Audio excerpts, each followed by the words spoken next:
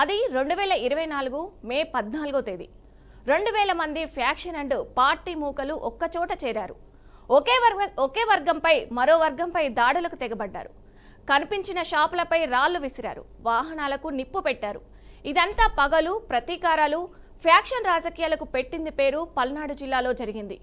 సార్వత్రిక ఎన్నికలు జరుగుతున్న సమయంలో రాజకీయ పార్టీల మధ్య గొడవలు తీవ్ర స్థాయికి చేరాయి. ఆ రోజు జరిగిన ధామనకాండకు నేటితో ఏడాది పూర్తయింది.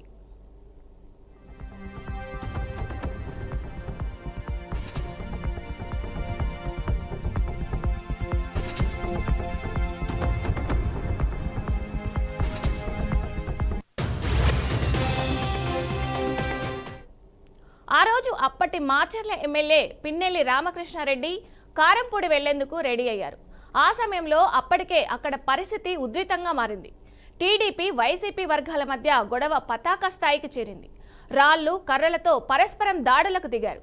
ఎన్నికల విధుల్లో ఉన్న 50 మంది సిఆర్పీఎఫ్ సిబ్బంది, 2000 మంది రెండు పార్టీల మూకలను కంట్రోల్ చేయలేక చేతులెత్తేశారు. ఆ సమయంలో అక్కడే డ్యూటీలో ఉన్న సిఐ నారాయణ స్వామి చూపించిన తెగువ ఎవ్వరూ మరవలేరు. ఒక్కడే తన పోలీసు సైన్యంతో పరిస్థితిని చెక్కదిద్దారు. ఎలాంటి ఆస్తి, ప్రాణ నష్టం జరగకుండా అన్ని ప్రయత్నాలు చేశారు. ఈ క్రమంలో శరీరం నుంచి రక్తం కారుతున్నా పట్టించుకోలేదు. రెండు వర్గాలను చెదరగొట్టి పరిస్థితిని చెక్కబెట్టేందుకు తీవ్రంగా శ్రమించారు. అప్పటి ఎమ్మెల్యే పిన్నెల్లి ఆ ప్రాంతానికి వస్తే పరిస్థితులు మరింత ఉధృతంగా అవుతాయని ముందుగానే ఊహించి ఆయనకు సర్ది చెప్పి వెనక్కి పంపించారు. ఆ తర్వాతే సిఐ నారాయణ స్వామి ఆసుపత్రికి వెళ్లి చికిత్స చేయించుకున్నారు.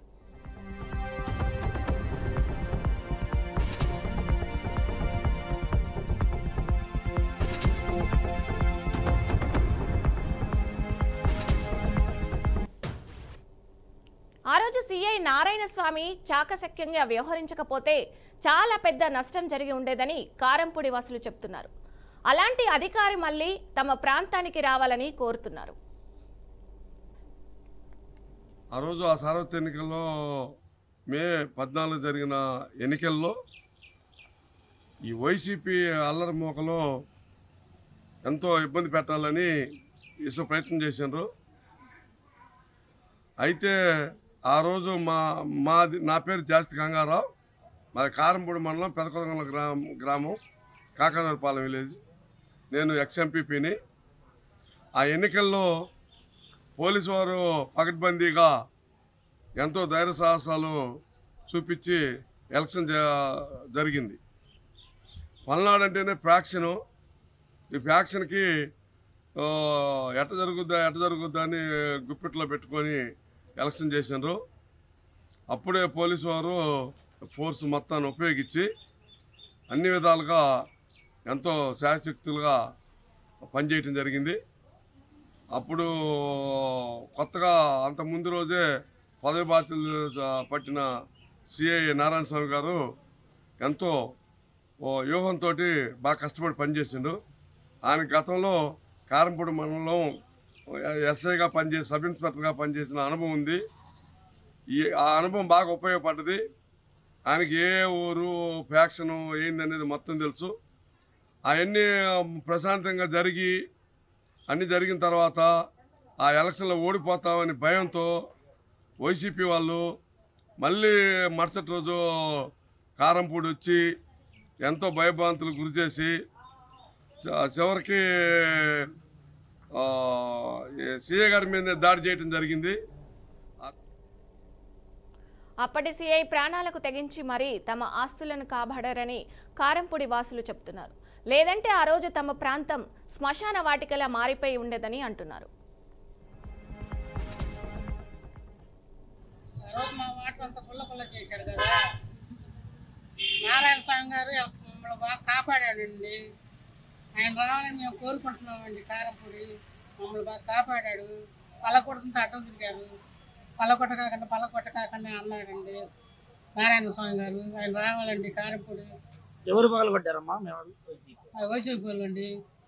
నారాయణ స్వామి గారు మమ్మల్ని కాపాడాడండి. కొడుతున్నా కూడా కాపాడాడు. మమ్మల్ని బాగానే కొట్టారు. మొత్తం గుళ్ళ చేశారండి వాళ్ళు వచ్చి వైసీపీ వాళ్ళు.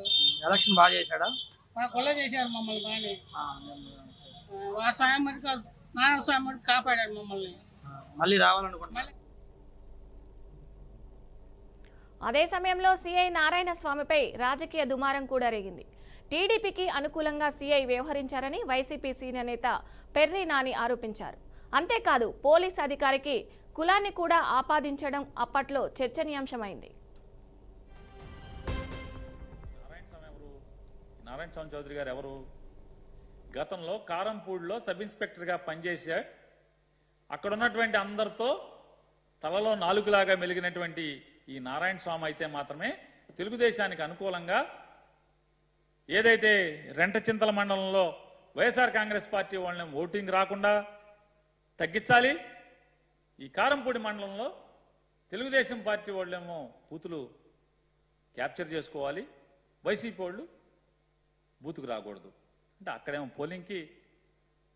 పోలింగ్ తగ్గాలి, ఇక్కడేమో పోలింగ్ పెరగాలి, వైసీపీ వాడు బూతుకు రాకూడదు. ఇలాంటి కుట్రలు ఉంటే తప్పితే ఎందుకు ఇంత నేను చెప్పిన సీక్వెన్స్లో ఇవన్నీ ఎందుకు జరుగుతూ వచ్చినాయి? నారాయణ స్వామి వచ్చిన తర్వాత నారాయణ స్వామి గారు ఎందుకు వేశారు నారాయణ స్వామిని? వృత్తి పట్ల ఆ రోజు సీఐ నారాయణ స్వామి చూపించిన నిబద్ధత, సమయస్ఫూర్తి, ధైర్య సాహసాలపై ఇప్పటికీ ప్రశంసలు వస్తుంటాయి. కానీ అలాంటి వాటిని సీఐ పట్టించుకోరు. తాను కేవలం తన వృత్తి ధర్మాన్ని మాత్రమే నిర్వర్తిస్తానని చెప్తుంటారు. వృత్తిని పరమ పవిత్రంగా భావించే నారాయణ స్వామి లాంటి వ్యక్తుల వల్ల సమాజంలో మంచి ప్రజలిస్తుందని అంటున్నారు సంఘ సేవకులు.